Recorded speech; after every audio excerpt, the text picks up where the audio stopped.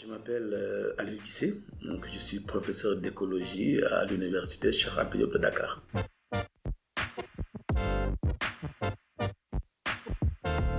Et parce que je suis un des responsables scientifiques de la Grande Muraille Verte au Sénégal, je fais la plupart de mes travaux de recherche au niveau de la Grande Muraille. Donc je devais venir parler de cette Grande Muraille et donner quelques résultats de nos recherches.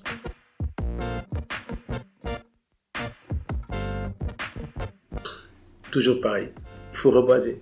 Il faut rétablir les équilibres. Or, puisqu'avant, il y avait beaucoup de biodiversité, entre-temps, il y a une grosse perte de cette biodiversité-là. Je pense que l'objectif, c'est de rétablir cela. Et ça permettra effectivement de regagner en espace, de gagner aussi, non seulement dans la lutte contre la désertification, mais d'arriver en tout cas à rétablir les écosystèmes de telle sorte que ces plantes qui ont disparu puissent réapparaître et mettre de l'équilibre dans ces milieux-là.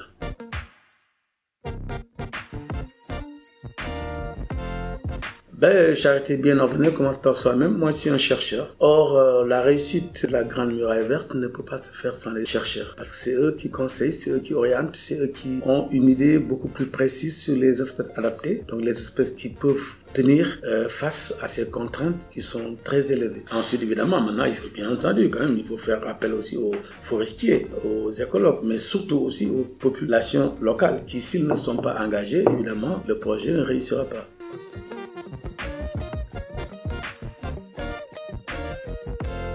C'est les financements. Parce qu'un projet d'une aussi grande envergure nécessite des moyens, et des moyens immenses. Et en général, les pays dans lesquels passe le projet ne sont pas toujours bien nantis au point de vue finance. C'est pourquoi donc il faudra qu'on s'ouvre un tout petit peu à l'extérieur et que les gens sachent maintenant que ce projet n'est pas seulement un projet africain, c'est un projet mondial. Parce que quand on règle ce problème de désertification, quand on arrête cette avancée du désert, cette zone sahélienne, je l'ai dit hier, c'est un bouclier. Et le fait de réussir cela, pratiquement, aura des avantages et des surplus sur tout le monde entier. Très important.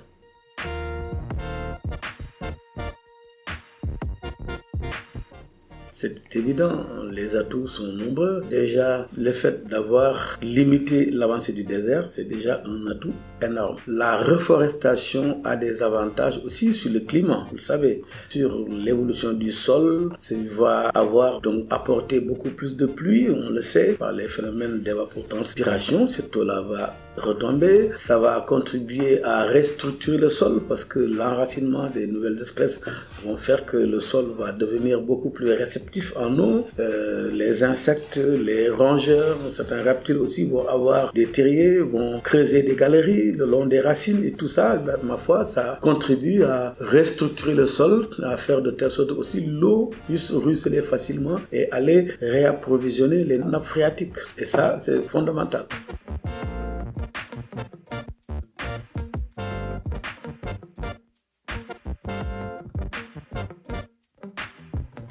Merci beaucoup, c'était très intéressant. C'est moi qui vous remercie.